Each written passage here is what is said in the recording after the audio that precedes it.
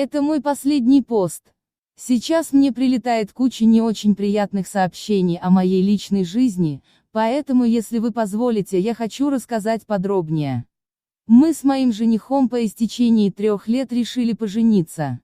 Как оказалось, поспешили и сделали такой шаг. Хотя, казалось бы, 3 года, но все это время отношения развивались исключительно на расстоянии. Мы расстались, кто бы что ни говорил и не додумывал в своих фантазиях, но причина этого банальная: не сошлись характерами, чистейшая правда.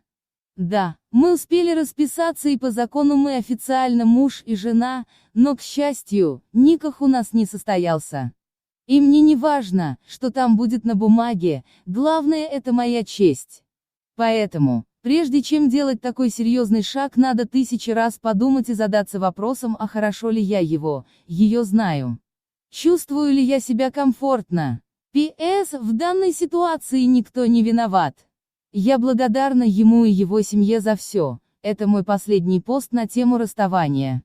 Очень хочу попросить СМИ пока воздержаться от вопросов на эту тему и не переиначивать мои слова и ситуацию.